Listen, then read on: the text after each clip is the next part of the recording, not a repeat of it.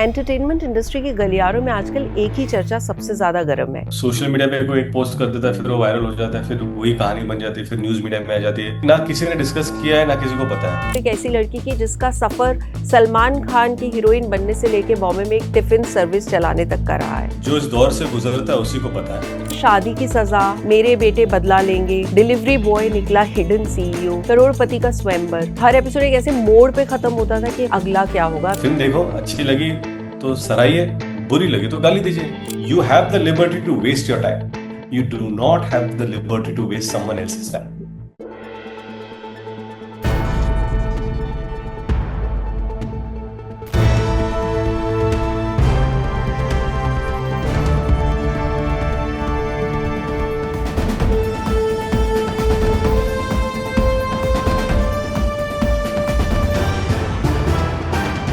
The Right Angle with Sonal Kalra.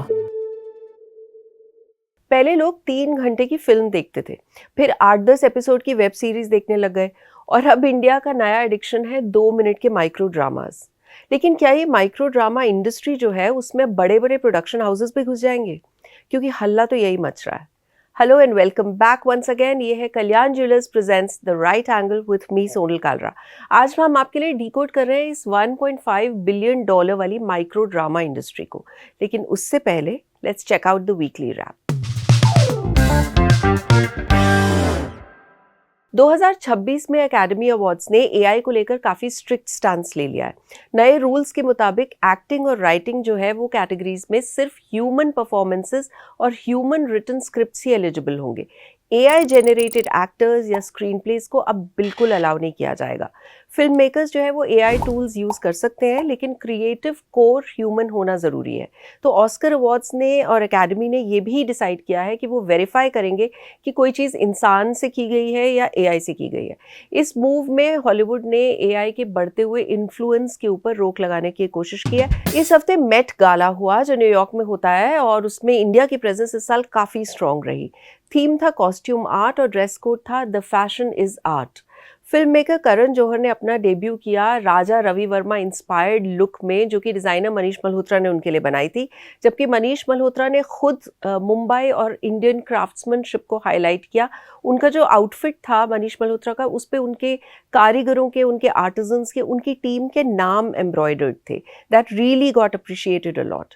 Business woman Isha Ambani ने गौरव गुप्ता का customised gold woven sari gown पहना, जो कि इंडियन आर्ट से इंस्पायर्ड था। ईशा अंबानी के ब्लाउज पे उनकी मदर नीता अंबानी की पर्सनल ज्वेलरी कलेक्शन जो थी वो लगी हुई थी उनके ब्लाउज पे। और ईशा अंबानी ने अपने हाथ पे पकड़ा एक मैंगो शेप्ड बैग, जो कि स्टील का बना हुआ मैंगो था। That really caught a lot of people's attention. वो आर्टिस्ट सुबोध गुप्ता ने बनाया था। और अनन्या बिरला ने तो बहुत ही बोल्ड आर्ट ड्रिवन लुक को कैरी किया with a proper mask. Indian artisanship including Kerala made mat carpet ने भी काफी ग्लोबल स्टेज पे अपनी स्ट्रॉन्ग प्रेजेंस दिखाई।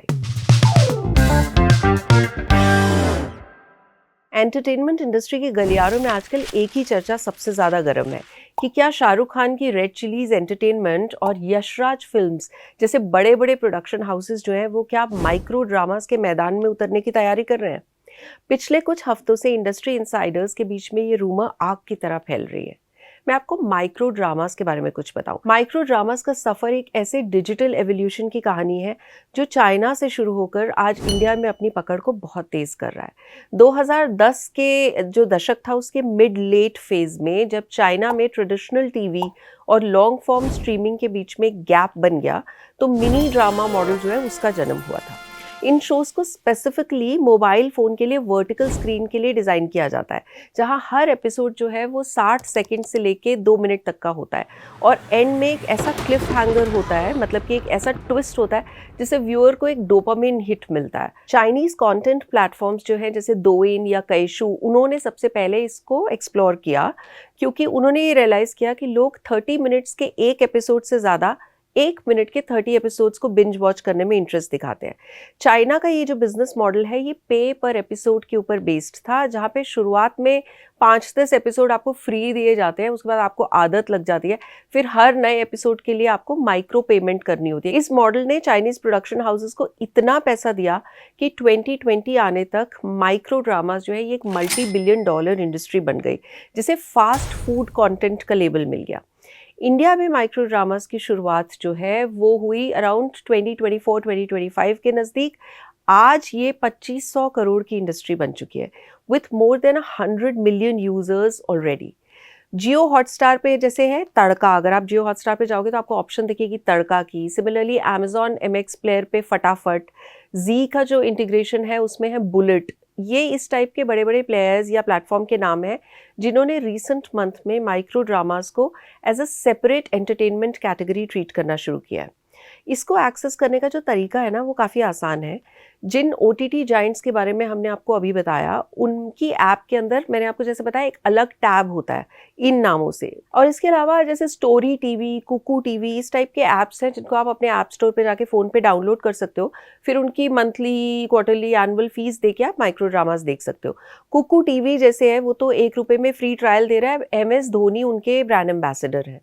आज का जो ये सॉल्व सेक्शन है ना, इसमें हम ABC में डिवाइड करेंगे आपको समझाने के लिए। Basically 3 things which sum up the entire micro drama industry aptly. पहला है A, जो विच मीन्स अटेंशन ग्रैबिंग।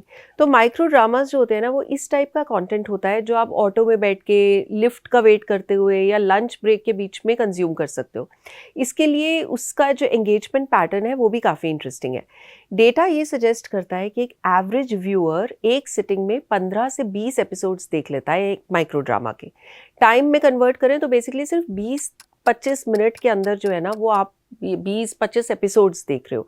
तो एंगेजमेंट और रिटेंशन जो है वो एक ट्रेडिशनल शॉर्ट फॉर्म प्लेटफॉर्म से काफ़ी ज़्यादा होता है। हम इंडियंस को तो वैसे भी बचपन से वो आदत डली हुई है कि डेली सोप्स देखो तो वो बिल्कुल एडिक्शन सी हो जाती है कि हर एपिसोड एक ऐसे मोड़ पे ख़त्म होता था कि हम सोचते थे कि अगला क्या होगा, हमें अगले एपिसोड देखने के लिए क्यूरियोसिटी रहती थी। तो इसी चीज़ को माइक्रो ड्रामास ने भी कैपिटलाइज किया है। वो हर 2 मिनट में रिपीट करते रहते हैं वही बात, ताकि आप स्क्रोल करते ही रहो और आपका एपिसोड देखने में इंटरेस्ट बना रहे। माइक्रो ड्रामास के जो नाम है ना वो भी इस तरीके से जानबूझ के रखे जाते हैं कि आपको पहले ही एपिसोड में पता होता है कि कहानी का क्लाइमैक्स क्या होगा, लेकिन इंटरेस्ट बना रहे। जैसे कुछ नाम है शादी की सज़ा, मेरे बेटे बदला लेंगे, डिलीवरी बॉय निकला हिडन CEO, करोड़पति का स्वयंवर। ये सब मैं आपको कुछ ऐसे टाइटल्स बता रही हूँ जो कि रियल माइक्रो ड्रामास के हैं, जो काफ़ी पॉपुलर हैं। हमने एक्टर हितेन तेजवानी से बात की जो काफ़ी पॉपुलर टीवी एक्टर हैं, because he was among the first known names from the TV industry जिन्होंने माइक्रो ड्रामास में काम किया। उनके अलावा करणवीर बोरा, किंशुक वैद्या, अमन वर्मा, स्मृति खन्ना जैसे कुछ और पॉपुलर नेम्स भी हैं टीवी स्पेस के जो अब माइक्रो ड्रामास में काफ़ी पॉपुलर हो रहे हैं। तो हितेन तेजवानी ने इस बात को कंफर्म किया कि जो maximum consumption in micro dramas की होती है ना वो Tier 2, Tier 3, Tier 4 सिटीज़ में हो रही है। वहाँ मोस्टली जो है ऑडियंस को शायद माइक्रो ड्रामा टर्म का भी पता नहीं होगा, लेकिन उनके लिए एक नया शो है जो बहुत जल्दी जल्दी चलता है, बहुत जल्दी जल्दी एपिसोड ख़त्म हो जाता है। उनको मज़ा आता है क्योंकि वो 2 मिनट के एपिसोड में ना एक पूरी पिक्चर का मज़ा ले रहे होते हैं। ये ऑडियंस के लिए काफ़ी वैल्यू फॉर मनी टाइप की चीज़ होती है। और सबसे बड़ी बात यह है कि जो उनकी लोकल लैंग्वेज है ना उसमें उन्हें नया कंटेंट मिल रहा होता है, क्योंकि micro dramas are highly customisable in terms of local language. जैसे भोजपुरी या मराठी के माइक्रो ड्रामाज काफ़ी पॉपुलर है। अब हम आते हैं B पे। B मतलब budget. Now budget is the king when it comes to micro dramas. Micro dramas का जो सबसे इंटरेस्टिंग पार्ट है वो ये है कि फिल्मों के बारे में हम सुनते हैं कि कभी 100 दिन लग जाते हैं एक पिक्चर को शूट करने में, 100 करोड़ बजट होता है एक पिक्चर का। कभी कभी तो कोई फिल्में सालों साल ले लेती हैं बनाने में, उनकी रिलीज़ डेट ही टलती रहती है। लेकिन एक ओरिजिनल माइक्रो ड्रामा को स्क्रिप्टिंग से लेकर शूट के तक और फिर फाइनल मास्टर पहुँचने तक एवरेज जो है वो सिर्फ 17 दिन लगते हैं। इसमें लगभग 5 दिन का जो होता है वो शूट होता है, which is a very intensive shoot, जहाँ हैंड हेल्ड कैमराज जो है उनको और लाइटिंग को यूज़ करके इनकी शूट की जाती है। बिल्कुल एक जैसे म्यूज़िक वीडियो की शूट होती है ना उस टाइप से। एक सीज़न में 30 से लेके 45 तक एपिसोड्स होते हैं और एक प्रोड्यूसर जो है वो महीने में 5 या 6 अलग अलग माइक्रो ड्रामाज भी वो शूट कर सकता है। बजट्स होते हैं 10 से 15 लाख और क्रू जो है वो लगभग 30-40 लोगों का क्रू होता है माइक्रो ड्रामाज के लिए। इसमें प्लानिंग जो है वो काफ़ी लगती है क्योंकि बहुत जल्दी जल्दी काम होता है, क्योंकि एक ही लोकेशन पे जो हायर की जाती है उसका सारा पोर्शन एक ही लोकेशन पे शूट करना होता है, जल्दी ख़त्म करना होता है। फीस के मामले में जो कि पॉपुलर एक्टर्स जो हैं उन्हें 2-3 लाख रुपए आराम से मिल जाते हैं 2 दिन 3 दिन के काम के लिए। 9 से 9 की शिफ्ट होती है 12 घंटे की, जो माइक्रो ड्रामास के एक्टर्स करते हैं। ये एक्चुअली इस फॉर्मेट की खासियत भी है। Micro dramas as an industry जो है ना वो इतने सारे लोगों को काम दे रहा है। एक हेयर स्टाइलिस्ट जो वैसे शायद घर पे बैठा होता अगर कोई टीवी की या कोई फिल्म की शूट नहीं होती, अब वो मल्टीपल माइक्रो ड्रामास में 2,000 रुपये से लेकर 10,000 रुपये पर डे तक चार्ज कर रहे होते हैं। 15 दिन का एक माइक्रो ड्रामा करने में उनको 3-4 लाख रुपए की कमाई हो जाती है। Isn't that wonderful? अब मैं बताती हूँ C stands for content. China में शुरू हुए इस माइक्रो ड्रामा की कैटेगरी ने वहाँ की बॉक्स ऑफिस कलेक्शन को ओवरटेक कर लिया है। राइट, अकॉर्डिंग टू रिपोर्ट्स 2024 में माइक्रो ड्रामास ने कमाए 6.9 बिलियन US डॉलर्स, जबकि चाइना के डोमेस्टिक बॉक्स ऑफिस ने कमाए 6.2 बिलियन US डॉलर्स। और इसमें सबसे बड़ा हाथ था कंटेंट का। इंडिया में जो है वो अभी बिलियनियर्स की कहानियाँ और रोमांस के माइक्रो ड्रामास जो है वो सबसे ज़्यादा डिमांड में है। बट बिकॉज अब जो माइक्रो ड्रामा है ये भाई प्राइवेटली देखते हो, आप अपने फ़ोन में देख रहे हो अपने कमरे में रात के टाइम, तो पीपल ऑल्सो प्रेफर ऐसे टॉपिक्स ऑफ माइक्रो ड्रामास जो कि आप पूरे परिवार के साथ नहीं देख सकते। जैसे फॉरबिडन रोमांसेस जो हैं वो अब धीरे धीरे काफ़ी पॉपुलर हो रहे हैं। एआई के ज़माने में तो एक्टर्स को भी माइक्रो ड्रामास में रिप्लेस किया जा रहा है। अभी ऑरमैक्स ने एक रिसर्च की थी जिसमें पता चला कि 47% व्यूअर्स ये कह रहे हैं कि they find AI generated micro dramas also as pretty unique and nice. Well, to sum it up, जब टीवी शुरू हुआ था तब भी लोगों ने सवाल उठाए थे कि ये मीडियम सिनेमा के आगे तो क्या ही टिकेगा, लेकिन धीरे धीरे वो कल्चर बन गया कि हम लोगों को पूरे देश को आदत लग गई सास बहू सीरियल्स की और डेली सोप्स की। अब माइक्रो ड्रामास के साथ भी यही हो रहा है। इनफैक्ट वर्टिकल स्टाइल कंटेंट का कंजम्पशन इतना ज़्यादा डिमांड में है कि नेटफ्लिक्स ने भी अपने ऐप पर अब टिकटॉक स्टाइल वर्टिकल वीडियोस देना शुरू करने की अनाउंसमेंट कर दी है, ताकि लोगों को शोज़ और फिल्म्स डिस्कवर करने के साथ साथ ऐसे क्लिप्स भी मिले। इंडिया की डिजिटल इकोनॉमी के लिए ये एक बहुत बड़ा शिफ्ट है। हमने देखा कि कैसे सिनेमा थिएटर्स से निकलकर टीवी तक गया, फिर लैपटॉप स्क्रीन पर आया और अब ये स्मार्टफोन की छोटी सी स्क्रीन पे सिमट गया। इस हफ्ते की रॉफल मोमेंट हमें दे दिए 2 सुपरस्टार्स ने। अमिताभ बच्चन जी और सलमान खान को अपने फैन से इतना प्यार है कि वो एक्स पे अपने अनफिल्टर्ड थॉट्स लिखने में ना बिल्कुल झिझकते नहीं हैं। अमिताभ बच्चन जी ने तो बैक टू बैक 3 दिन दिखा दिया एक्स पे T5729 प्रेयर्स, अगले दिन T5730 प्रेयर्स कंटिन्यू और उसके अगले दिन T5731 prayers continue in all directions. तो ये किसी को समझ में नहीं आया कि बच्चन जी क्या कह रहे हैं, पर चलो उनके साथ साथ सबने प्रेयर कर ली। और भाईजान सलमान खान के बारे में तो मैं क्या ही बोलूँ, उनकी ही तरह उनके ट्वीट्स भी जो है ना वो दिल में आते हैं लेकिन कई बार समझ में नहीं आते। अपने फार्म हाउस पर उन्होंने एक फ़ोटो खींच के डाली एक्स पे और फिर जो ट्वीट किया साथ में वो मैं एज इट इज़ पढ़ रही हूँ। थिंकिंग ये है किसी भी फील्ड में सोच लो, समझ लो, क्लियर हो जाओ, डिसीजन लो और सब भूल के आगे बढ़ो। एंड टोपी से याद आया कि टोपी खुद पहनो, किसी को पहनाओ नहीं, ना किसी को पहनाने दो। मतलब ऐसे ट्वीट्स जो कि ग्रामर पंक्चुएशन भी कंफ्यूज हो जाए और मीनिंग भी। अब फैंस डिकोड करते रह जाते हैं, लेकिन ये डीप मीनिंग जो है ना ये भाई के मूड पे डिपेंड करता है। इससे मुझे याद आ गया है वो गोल्डन ट्वीट्स जो सलमान खान ना 2010, 11, 12 के नज़दीक करते थे, आपको स्क्रीन पे दिख रहे होंगे। एक बात तो श्योर है, आज के एआई वाले हाईली पॉलिश्ड पीआर ट्वीट्स के ज़माने में ना अगर कुछ रियल है तो वो है बस बच्चन साहब और सलमान के ट्वीट्स। और अब हम आते हैं Kalyan jewellers present the jewellery story segment में। बिजनेस वुमन ईशा अंबानी ने जो मेट गाला पे अपनी लुक जो पहनी उसकी बात मैं पहले भी बता चुकी हूँ, लेकिन क्या आपको पता है कि उनकी पहनी हुई ज्वेलरी का एक आइटम किसी भी इंसान की 7 पुश्तों की ज़िंदगी सेट कर सकता है।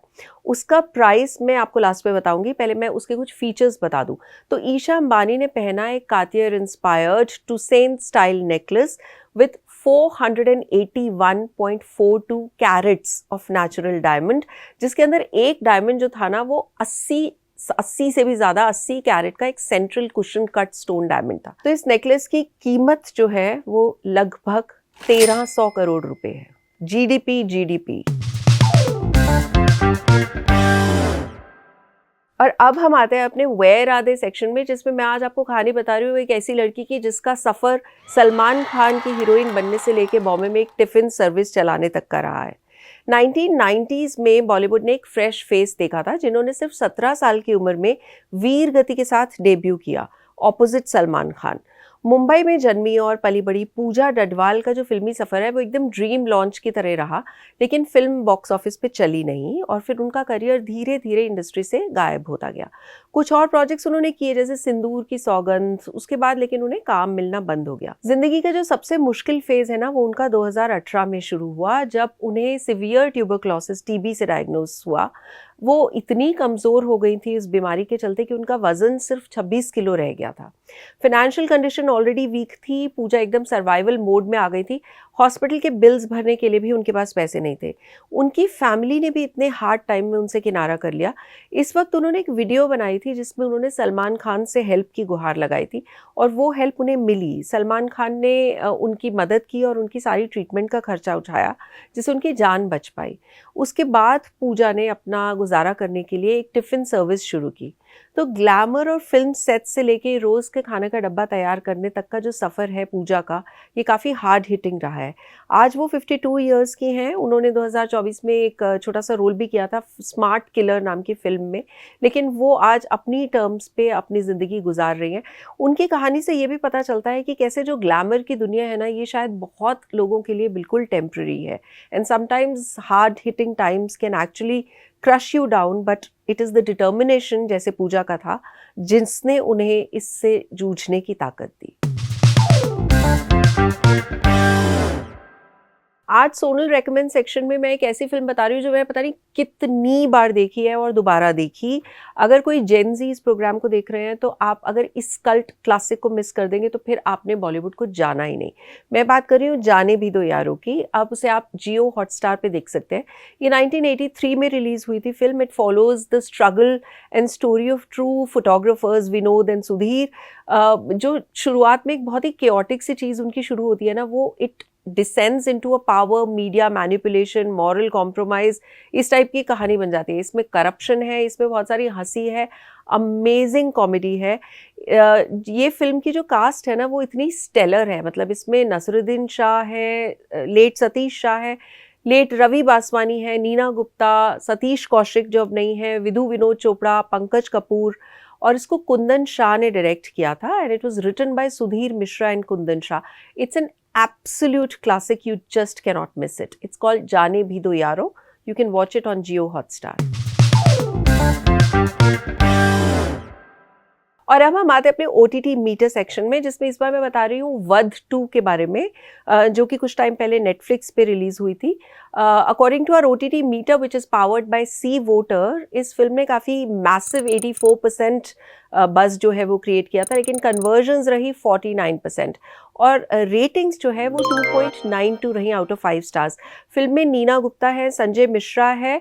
2.92 है तो शायद आप एक बार ज़रूर देख सकते हैं, but just as I told you the OTT meter conversion was only 49 out of 100।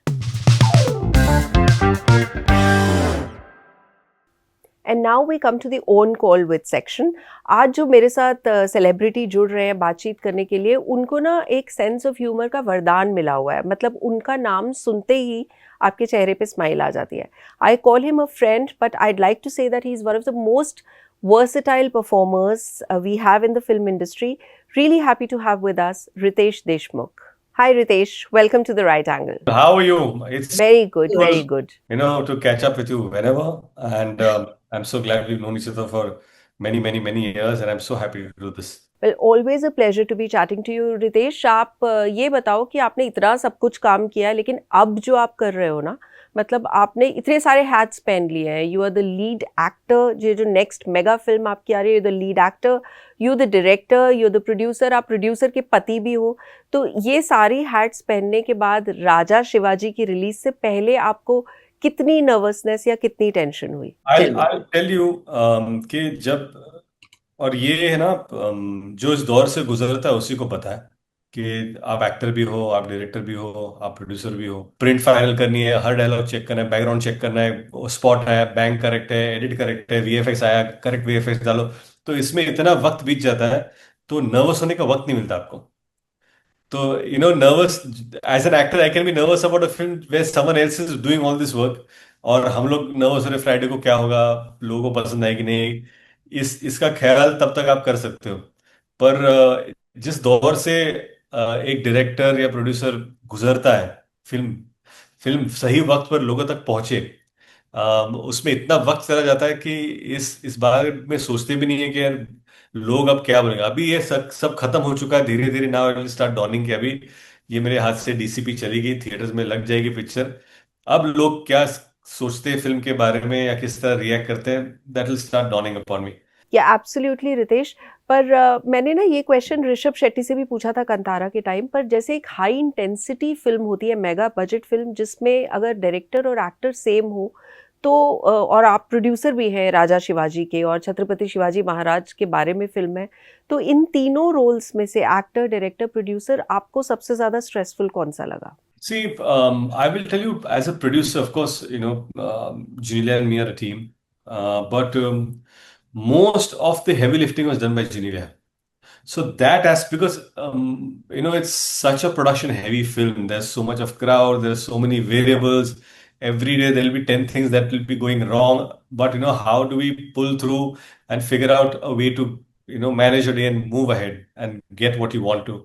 So all that jugglery primary is handled by Genelia. So that part of a large heavy lifting was not on my shoulders, so that was easier. Chhatrapati Shivaji Maharaj is such a personality, वो एक ऐसी person है, उन पर किसी भी angle से आप फिल्म बना सकते हो, लेकिन narrative as a film maker आपको डिसाइड करना, तो वो डिसाइड करने के लिए हमें बहुत वक्त लगा। तो सबसे ज्यादा प्रेशर मुझे लगता है उस वक्त उस दौरान महसूस हुआ, क्योंकि जब आप मेरी टीम थी, अजीत वाडेकर, संदीप पाटिल, मैं और प्राजक्त देशमुख, हम चारों मिलकर फिल्म जब लिख रहे थे, तो हमें लगा कि सबसे पहले जो कहानी बतानी उसमें हम गए, और वो लिखते लिखते बहुत सारी चीजें हमको समझ में आई।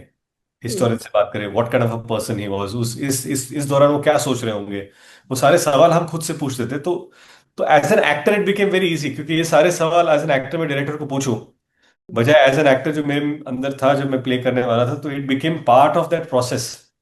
तो so apart from, so as an actor also the prep is as long as a director.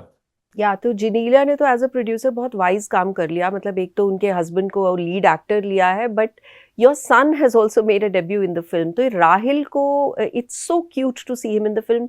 Rahil को कैसे कन्विंस कर लिया आप दोनों ने कि वो फिल्म का पार्ट बने?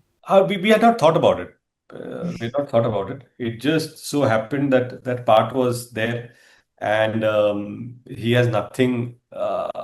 He's not trained, so or he doesn't know much about it.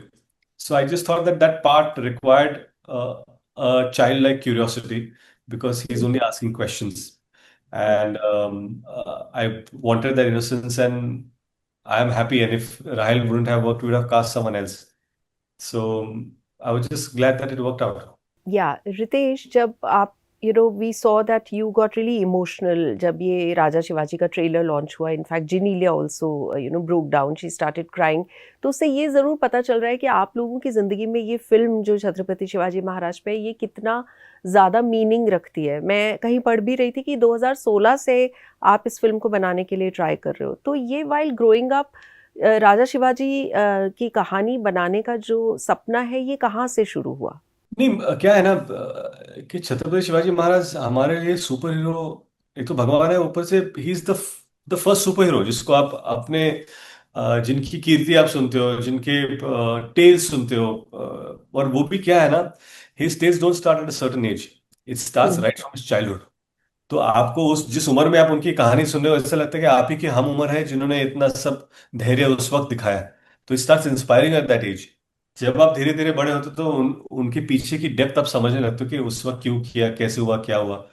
और मुझे लगता है कि ये कहानी तो बचपन से महाराष्ट्र में तो हर बच्चे के जुबान पर है ही ये कहानी, पर मुझे लगता है कि हिंदुस्तान में भी अब सभी लोग उनके बारे में जानते हैं, पढ़ते हैं। तो ये कहानी तो थी। इसके ऊपर फिल्म बनाना, ये 10 साल पहले मैं और रवि यादव एक डायरेक्टर, उनके साथ एक फिल्म करा था। उस वक्त बात हुई, उस वक्त सोचा, चलो फिल्म बनाते हैं, बिकॉज हम लोग इतने इंस्पायर्ड हो गए, we should make a film, let's do this. और 2016 में वो कोशिश हमने की, पर अनफॉर्चुनेटली मैं दाढ़ी वाड़ी बढ़ा ली, unfortunately just due to some reason it just fizzled out. 2019 में फिर से सोचा कि अब बनाते हैं, this is the work, we tied up with Nagraj Manjule, पर कोविड आ गया, फिर सब पीछे रह गया, फिर it just fizzled out. And then in 2023 मैंने एक फिल्म इसके पहले डायरेक्ट की है, वेड, मराठी में।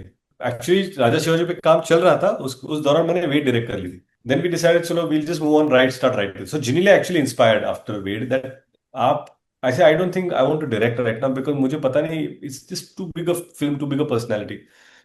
She said, you've been dreaming this for a very long time. Do one thing, and logically, do one thing, start writing the film. Get a team, read, feel the story, feel how is it going. एक साल, एक सवा साल के बाद जब मुझे लगा कि नहीं, मुझे इस स्टोरी की ग्रिप आ रही है और मैं शायद इसे, I'll try and give my best to this. तब उस वक्त I remember having this conversation with Junila saying that, I think I'm able to, do this film as a director. And then we just went ahead. तो रितेश, अब जब film release हो गई है, इतना अच्छा रिस्पांस मिल रहा है, so do you miss your dad? अगर वो होते और वो देखते कि आपने ये सपना पूरा कर लिया और छत्रपति शिवाजी महाराज पे फिल्म बना ली है, तो कितना प्राउड फील करते? अभी आप ऐसा सोचते हैं? No, I do miss him. I missed him when I made my debut in Marathi film for the first time in 2014. So that's why आप अगर देखो तो हिंदी फिल्मों में मेरा नाम रितेश देशमुख आता है, पर मराठी फिल्मों में रितेश विलासराव देशमुख आता है। तो I carry him with me in Marathi films. जब मैं डायरेक्टर बना उस वक्त भी it meant a lot to me, और आज भी, क्योंकि क्या है, जैसे ही वो मेरे चाइल्डहुड हीरो है छत्रपति शिवाजी महाराज, वो उनके भी चाइल्डहुड हीरो हैं, उस पूरे महाराष्ट्र के। So we know how much he means, and I truly wish he was alive to probably see the film. Yeah I am sure he is blessing you from up above. I'm sure he is. तो रितेश, ये film जो है ये काफ़ी बड़े budget में बनी है, 100 करोड़ रुपए की फिल्म है, which is quite a milestone for what we call regional cinema, कि एक मराठी फिल्म इतने बड़े बजट में बनी है। पर जितना बड़ा बजट होता है उतना ही देयर इज़ दैट प्रेशर कि फिल्म इतने में खुलनी चाहिए, इतनी ओपनिंग लगनी चाहिए। आजकल सब इस तरीके की बातें करते हैं। So is that a stress somewhere? नहीं, सबसे पहले इस फिल्म के बजट के जो तर्क लगाए जा रहे हैं ना, वो सोशल मीडिया पे कोई एक पोस्ट कर देता है, फिर वो वायरल हो जाता है, फिर वही कहानी बन जाती है, फिर न्यूज मीडिया में आ जाती है। तो ये ना किसी ने डिस्कस किया है, ना किसी को पता है। ये सिर्फ जियो स्टूडियो, मुंबई फिल्म कंपनी को पता है कि ये फिल्म कितने में बन रही, कैसे बन रही। तो अभी क्या है, एंड आई जस्ट फील कि the last thing as film makers we need to do is discuss budgets of the film, क्योंकि उससे कुछ फर्क नहीं पड़ता। बजट से क्या लेना देना। मतलब मुझे लगता है कि अगर कोई पूछता है मुझे कि फिल्म का बजट क्या है, मैं बोलता, आप कितने रुपए का टिकट ले रहे हो? तो बोलेगा 100 रुपए, 250 रुपए, 300 रुपए, 50 रुपए। ऐसे आपका टिकट का प्राइस और पिक्चर का बजट है, it should be worth your time, it should be worth time. और and that's why I just feel that henceforth one should just stop talking about, but yes, you can talk about a bigger dream कि मैंने कोशिश की इसको scale लाने के लिए, of course that you can talk about, but when we put a certain value to that, then it is, let it be magical. छोड़ो budget, you go and experience yourself, you think, then you'll tell me अरे अच्छा ये सीखा तो मजा आया, मजा नहीं आया। that is how film should be। हम लोग, मैं जानता, मैं जब बचपन में अमिताभ बच्चन जी की फिल्में देखना जाता था, तो मैं थोड़ी ये सोचता था इस फिल्म का बजट क्या है, या ओपनिंग कितनी लगी, कुछ नहीं, क्योंकि मुझे देखना था। मुझे शोले देखनी है, मुझे कालिया देखनी है, मुझे अमर अकबर एंथनी देखनी है। तो I want to have the big screen entertainment, कि वो वैल्यू मुझे आ रहा है, मजा आ गया मुझे। That is what I should be concern, कितना मुझे मिल रहा है उससे। No correct. I think it's a learning for media, also for audiences की कंटेंट पे फोकस करें, तो दैट्स व्हाट मैटर्स। नहीं, अभी अभी यही हुआ है कि ये एक्टर इतना चार्ज करता है, वो एक्टर इतना चार्ज करता है, इस एक्शन पे इतना खर्चा हुआ है, एंड ये गलती हमारी है, क्योंकि हम ही फीड करते हैं सब नंबर्स। और मैं ये नहीं बोल रहा कि जिनको सही लगता है वो सही है, आई एम नॉट सेइंग, ऐसे मुझे ऐसा लगता है कि फिल्म देखो, अच्छी लगी तो सराहिए, बुरी लगी तो गाली दीजिए, वही है अपना काम। Yeah that's actually very well said. Riteish, ये जो सोशल मीडिया पे आप एक्टिव हो, जिनीलिया भी एक्टिव है, you are quite a what we call a green flag couple, क्योंकि you are really setting couple goals जैसे आजकल कहा जाता है। तो जो आपके वीडियोस भी देखते हैं उसमें हंसी मजाक इतना होता है, तो ऐसा परफेक्ट लाइफ दिखने का as a couple social media पे कोई प्रेशर या स्ट्रेस होता है? No, not really. I am telling you, we are not trying to paint a picture कि हम लोग परफेक्ट कपल है, या हमको हमको ये पता है कि जब हम घर के बाहर स्टेप आउट करते तो एक डेकोरम, एक दायरा हमको मेंटेन करना चाहिए, क्योंकि पब्लिक प्लेस है, एक हम लोग एक कपल है, हमारे we of course support each other and we are madly deeply in love with each other, that's the strength of a relationship. लेकिन एक रिस्पेक्ट का दायरा है, तो जब भी आप देखेंगे, we try to give that respect to each other and to people that we meet, चाहे वो यस। पैट हो या कुछ भी हो, वो रिस्पेक्ट देना बहुत जरूरी है। And just be yourself, तो I don't think we trying to create anything और live up to a perception. You know, in fact, you must get this feedback from people who don't need to give you feedback. Like, I'm from the fraternity, we watch these things inside out. जैसे कई लोग paparazzis के आगे ऐसे छुप छुप के निकल रहे होते हैं when they know that they also need the attention. पर जैसे आप, जिनीलिया, आपके बच्चे, इनफैक्ट वो जिस तरह से you know they fold their hands, वो नमस्ते करते हैं, बहुत ही रिस्पेक्ट के साथ paparazzis के सामने खड़े होकर फोटो खिंचवाते हैं, that also speaks a lot about the value system that you've inculcated in them, and you know how the four of you treat the paparazzis. So You know, this pap culture, I have seen it grow, right? Because when we debuted, there was no culture where we used to go for a function, we used to get clicked. But we never got clicked coming out of a restaurant, going to a flight. So we've seen this culture grow. Right from being one or two people to now so many of them, now practically chasing, clicking pictures. So this also culture has really moved. But when I go to, and I with Paps also, I just feel that the the kind of effort they have to put to make money, we need to really understand that. I remember asking one person, ऐसे एक photo का तेरे को कितने मिलता है? तो बोलते डिपेंड करता है सर, किसी ने अगर ले लिया एक्सक्लूसिव हुआ तो 1,000 रुपए, 250 रुपए, I know what that those dynamics might have changed. But I realized that if his daily earning depends on pictures that, and if I can able to contribute, till date I have never refused a web page. Wherever they have come, I have humbly respected them, and so have they. They have also given a certain amount of respect, in which generally me and the kids we value. There's no denying that. Symbiotic and mutual appreciation or respect relationship is extremely necessary with the PAPs or be it with the media. या रितेश, ये जैसे media of course you know is a mixed bag, social media in particular, कुछ अच्छा लिखा जाता है, कई बार बहुत बुरा भी लिखा जाता है.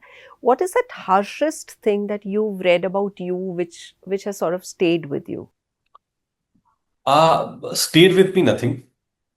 Harsh Singh, there'll be so many things coming every day. So I just feel that when you're out there to be criticized, to be appreciated. It's a mixed bag. So if you're smiling when someone says nice things about you, then when someone doesn't say complimentary things, you should be able to embrace it. And I'm okay with criticism, because sometimes I just feel like, okay, there must be something that he's saying that I'm not getting. Maybe he has a point. Let me think about it. I always think, put myself in other people's shoes. Okay, fine. Yes, when the comments go beyond logic and they're just personal and abusive, um, then I don't bother. I mean, they can abuse me and it'll just move away. Because see, if I engage, then I give it value. If I don't engage, then it's fine. It's like a Chinese person who comes and abuses you. You're like, मेरे को उसको समझ में नहीं आ रहा है, बस तू क्या बोल रहा है? हैप्पी बर्थडे बोल रहा है कि मेरे को समझ रहा है. तो if I think of that communication that way, I am not understanding what I to say. If it becomes abusive, if it's criticism, I am okay.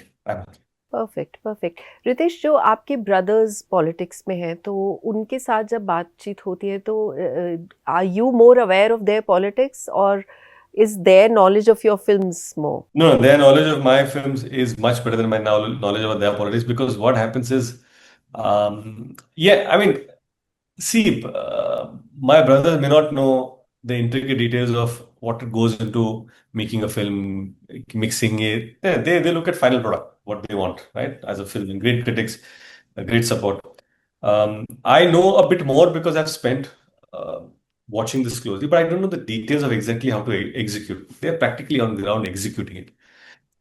You know, they're an election war room is a different ball game. When you go and see it, you're like, my God, this is like something else. You know, you watch it in some series, how it happens, and you see it in front of you, the micro detailing as to how to get what kind of news you want to get, or what kind of support you're getting, what kind of information you want to send. So it's a different thing.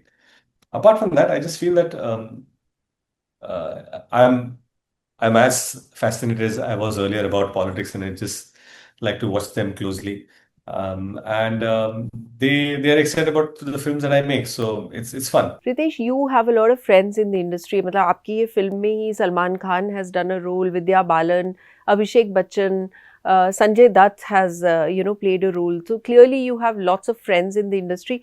Who would you say you relate to the most amongst your friends? No, okay, I'll tell you. I think ये 23 साल से जो मैं काम कर रहा हूँ ना, हमारी कमाई जो होती है असली, ये रिलेशनशिप्स है. अगर अगर मैं किसी के पास जा रहा हूँ, शायद अभिषेक बच्चन हो, या सलमान खान हो, या संजय दत्त हो, या अक्षय कुमार हो, अगर मैं उनसे कुछ पूछूं और वो बेझिझक हाँ बोल दे, that's a relationship you want. तो जो उनकी भावना मेरी तरफ है, मेरी वही भावना उनकी तरफ है. So that's how it is, and that's what I'm saying. When see, the idea is that, can a Marathi film afford to have these stars? No, it can't. It can't. Practically, commercially, it cannot. But when they come and lend their support, without without burdening it commercially, then that makes it more exciting. It is. We are trying to understand that this film has like Vidya Balan, Abhishek Bachchan, Sanjay Dutt, Fardeen Khan, Baman Irani, Bhagyashree, Sachin Khedekar, Mahesh Manjrekar, Ginny Leah, me, all these 8-10 people coming together for a film, for a regional film, to make sure that are we able to push this film beyond the regional boundaries. Yes, we are attempting to do that, of course. But these are friendships. Yeah, and talking of friendships, ये जो अक्षय कुमार और आप दोनों एक दूसरे को सुंडी बुलाते हो, what is the backstory of that? Regarding Sundi, this is all Akshay, and you know Akshay more than anyone else. So he started calling Sundi kya chal raha hai, and then we figured out that now it was me, Sajid Khan, and Akshay who started calling each other various names. We used to call them Jagtap, because there's a character called Jadugar Jagtap, and Akshay was someone who's praying, ye kya laga, and he'll put some powder in a face or remove your watch. So we used to call him Jadugar Jagtap. So when Sundi is the one that with love, it just stuck around. Okay, Ritesh, and now I'm on to my last question. So there's so many people who look up to you, और जैसे मैं सबसे पूछती हूँ, अगर किसी को कल का रितेश देशमुख बनना है तो उसे क्या करना चाहिए? Okay. I just feel I'll give one simple mantra. I read a beautiful line, and I just love it so much that I try to imbibe it. If you're on time, you're already late. Okay? अगर आप किसी जगह वक्त पे पहुंचे हो, you're already late. You should be before that. पहले. And if you want to respect and earn respect, you have to respect people's time. वो बहुत जरूरी है हमारे इंडस्ट्री में, कहीं पर भी. तो जब भी मैं लेट होता हूँ या लेट होता हूँ, I am very jittery, because ये मुझे लगता है यार, मुझे वक्त पर वहां पर होना चाहिए. जैसे ये इंटरव्यू में 10 बार फोन कर, अभी आऊँ अभी आऊँ अभी आऊँ कभी आऊँ, तो वो सब चल रहा था कि 10 मिनट 20 सेकंड लगेंगे, what ever. So I think मुझे अगर किसी को भी एक मंत्र देना है, तो वक्त की कदर करो, और अपने वक्त की नहीं, जिसे आपने वक्त दिया है उसके वक्त की कदर करो. वाह. You have the liberty to waste your time. You do not have the liberty to waste someone else's time. Beautiful. That if you stick to that mantra, then rest of things will keep falling. Imagine you are fantastic but you don't value time, तो आपकी value नहीं रहेगा। अगर आप वक्त की value नहीं करोगे ना, तो वक्त आपकी वैल्यू नहीं करेगा। I have been lucky to be part of films, got certain roles, but if you are able to come on time, deliver on time, go on time, no hassle, people will want to work with you because you're a no hassle guy. I know there have been so many actors, great actors, and then you feel, yaar, maybe there'll be hassle, so let's figure out some other option. No, you should be that option because, great guy, great person. I'm not talking myself, I'm talking any actor. I truly believe, and need to learn this from Akshay Kumar. Comes on time, delivers what he best, and you know that the longevity that he's had, apart from the brilliance of performance and success he had, but this will help you battle the patch, the failure patch that you may go through. उसमें भी अगर लोग साथ में खड़े रहते हैं आपके, क्योंकि आप उनके साथ आपके अच्छे वक्त में खड़े थे। Absolutely brilliant answer, Ritesh. In fact, ये जो बात आप कह रहे हो ना, this is not true just for the film industry. Her aspect of our life में ना, अगर हम दूसरे की कदर करेंगे ना, दूसरे की रिस्पेक्ट करेंगे, उसके वक्त की रिस्पेक्ट करेंगे, तो I think that's the biggest lesson in life. You know, I'll just give an anecdote. So my father used to shave every morning, right? And I used to love having a stubble. And he's like, shave, what is the stubble? What do you... So, and I never understood. So he was the chief minister. I said, now you might have a couple of days. Why don't you just grow a stubble? Just see how it looks. I've never seen him in a stubble or beard. So his father had taught him, and then he told me, he said, why do you shave? I said, but because you must want to feel clean and nice. And maybe. He said, no. I said, you have to shave and be prim and proper and ready, not because you respect yourself, but because when someone comes to meet you, you have to respect him. So you have to be nice and clean to show that respect to him. And this is not for yourself. Sometimes you're doing this for someone else. So that really stuck to me from my father that yes, तो इसीलिए वो वक्त के लिए sort it out. Respect other people's time, things will fall in place. It's so true. And on that note, thank you so much, Ritesh, for giving us your time, and all the very best for Raja Shivaji. I really hope the next time you and I chat, we'll be talking about a success party for the film. I need all your blessings and prayers, and that's it. Thank you. Thank you. And with this, we come to the end of this episode of The Right Angle with me, Sonal Kalra. Please do not forget to like, subscribe, share your comments below. Otherwise, you can also send me a mail at sonal.kalra@hindustantimes.com. And I shall see you next Friday at 7 p.m. Till then, stay good, stay blessed. देख लो एक बार zero कहीं मेरे बनते हो 500 रुपए। तुमने मुझे 500 देने थे, कट जाएंगे। ऑलराइट, अब तो दे दो। अब ये नहीं पता चले मुझे भाई के गुंडे आ जाए किसी को। तुम 1500 में से 500 वापस रख लो और 1000 दे दो। क्या हुआ?